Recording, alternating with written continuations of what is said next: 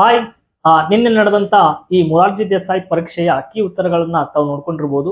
ಹಾಗಾದ್ರೆ ಇಲ್ಲಿ ಒಂದಿಷ್ಟು ಜನ ಕ್ವಶನ್ ಪೇಪರ್ ನಿನ್ನೆ ಏನಿತ್ತಪ್ಪ ಅಂದ್ರ ಸ್ವಲ್ಪ ಈಸಿನೇ ಕ್ವಶನ್ ಪೇಪರ್ ಇತ್ತು. ಆ ಕ್ವಶನ್ ಪೇಪರ್ ಆಧಾರದ ಮೇಲೆ ಕಟಪ್ ಈ ವರ್ಷದ ಕಟಪ್ ಎಷ್ಟು ನಿಂತ್ಕೋಬಹುದು ಅಂತೇಳಿ ಒಂದು ಅಂದಾಜ್ ಮಾಡಿ ಏನ್ ಮಾಡ್ತಿರ್ತಾನಪ್ಪ ಅಂದ್ರೆ ಹೇಳ್ತಿರ್ತಾನೆ.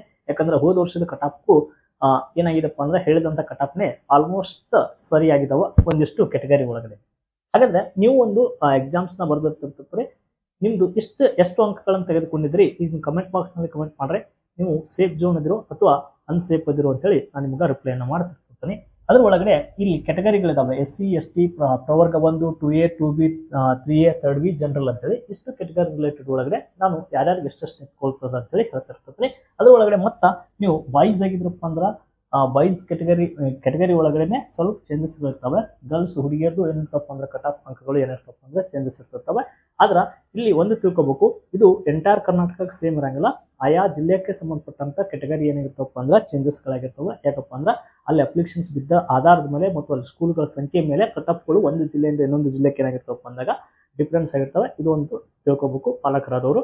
ಹಾಗಾದ್ರೆ ಇಲ್ಲಿ SC ಈ ಕ್ವಶನ್ ಪೇಪರ್ಕ ನೋಡ್ಕೊತ ಬಂದಾಗ ನೀವು ಜನರಲ್ SC ಹುಡುಗರು ಬಾಯ್ಸ್ ಏನಿದ್ರಪ್ಪ ಅಂತಂದ್ರಾಗ ಒಂದು 70 to 75 ಏನಾದರೂ ನೀವು ಮಾರ್ಕ್ಸ್ಗಳು ತೊಗೊಂಡಿದ್ರಪ್ಪ ಅಂದ್ರೆ ನೀವು 100% ಲಿಸ್ಟ್ ಒಳಗಡೆ ಬಂದೇ ಬರ್ತಿರ್ತೀರಿ.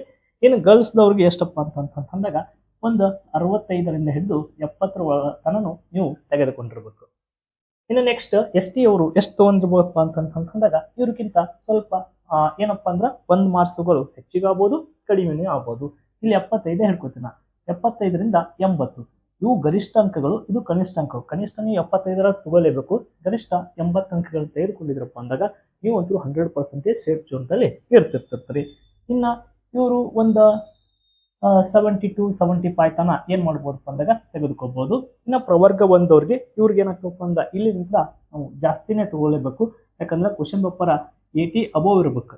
80 to 85 ಈ ತರ ಇದ್ವಪ್ಪ ಅಂದಾಗ ಇವ್ರು ಕೆಟಗರಿ 1 ಸೆಲೆಕ್ಷನ್ ಆಗ್ತಾರೆ. ಇವರು ಒಂದು 75 to 80 82 ಈ ತರ ಇರಲೇಬೇಕು ಇವ್ರ ಅಂಕಗಳು.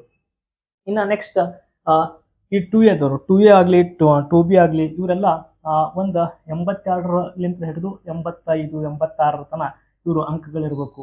ಇವರು ಎಲ್ಲ ಸೇಮ್ ಒಂದು 82ರಿಂದ ಹಿಡಿದು ಒಂದು 80 85 ತನೂ ಅಂಕಗಳಿರ್ಬೇಕು. ಇನ್ನು 2B ಏನದಪ್ಪ ಅಂದ್ರೆ ಜಾಸ್ತಿ ಕಂಡು ಬರ್ತದೆ ಈ ಸದ. ಯಾಕಪ್ಪ ಅಂದ್ರ 85 ಅಬೋವ್ ಏನಿರ್ಲಪ್ಪ ಅಂತಂದಂಗ ಇವ್ರ ಅಂಕಗಳು ಇಟ್ಕೊಡ್ರಿ. 85 to 88 ತನ ಇಲ್ಲಿ ಕೂಡ 85 88 ತನೂ ಅಂಕಗಳನ್ನೇ ಇಟ್ಕೊಡ್ರಿ. ಇನ್ನ 2A 3B ಇವ್ರಿಗೆ ಏನಪ್ಪ ಅಂತಂದಾಗ ಇಲ್ಲಿ ಎಷ್ಟಪ್ಪ ಅಂದ್ರೆ 85 to 87 88 ಈ ತರ ಒಂದು ಅಂದಾಜು ಏನ್ ಇಟ್ಕೋಬಹುದಪ್ಪ ಅಂತಂದಾಗ ನಾವು ಕೆಟಗರಿಗಳನ್ನ ಇಟ್ಕೋಬಹುದು. 90 ಇಲ್ಲಿ ಜನರಲ್ ಅಂತೂ ಈ ಸಲ 100% ಹೇಳ್ತೀನಿ 90 ಅಬೋವ್ ತಗೊಂಡವ್ರು ಮಾತ್ರ ಸೆಲೆಕ್ಷನ್ ಆಗ್ತಾರೆ. ಯಾಕಂದ್ರೆ ಕ್ವಶನ್ ಪೇಪರ್ ಆ ತರ ಇದೆ. 90 to 91 ಅದು ಹಿಂಗ 90 ಅಬೋವ್ ಏನಿರ್ಬೇಕಪ್ಪ ಅಂತಂದಾಗ ಇವರು ಕೆಟಗರಿ ಒಳಗಡೆ ಇರಲಿ. ಇವರು 90+, 90 to 95 ಈ ತನ ಏನಪ್ಪಾ ಅಂದ್ರೆ ಅಂಕಗಳಿದ್ದವಪ್ಪ ಅಂತಂದಾಗ ಇವರು ಸೆಲೆಕ್ಷನ್ ಹಂತದ ಒಳಗಡೆ ಏನಾಗ್ತಿರ್ತಾರಪ್ಪ ಅಂತಂದಾಗ ಬರ್ತಿರ್ತಿರ್ತಾರೆ.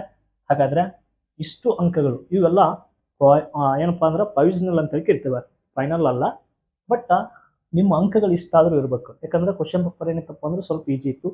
ಗಣಿತ ಫುಲ್ ಈಜಿ ಇದೆ, ವಿಜ್ಞಾನ ಈಜಿ ಇದೆ, ಸಮಾಜ ವಿಜ್ಞಾನ ನಿಮ್ಗೆ ಕನ್ಫ್ಯೂಸ್ ಆಗುವುದೇ ಕನ್ನಡ ಮತ್ತು ಇಂಗ್ಲಿಷ್ ಒಳಗಡೆ. ಅಲ್ಲಿ ಕೂಡ ನಿಮ್ಮ ಸ್ಕೋರ್ಗಳು ಚೆನ್ನಾಗಿದ್ದವಪ್ಪ ಅಂದ್ರೆ ನೀವು 100% ಇಷ್ಟು ಅಂಕಗಳಿದ್ದವರು ಕಮೆಂಟ್ ಬಾಕ್ಸ್ನಲ್ಲಿ ಕಮೆಂಟ್ ಮಾಡಿರಿ. ನಿಮ್ಮ ಜಿಲ್ಲೆಗಳನ್ನು ಹಾಕಿ ಕಮೆಂಟ್ ಮಾಡಿರಿ.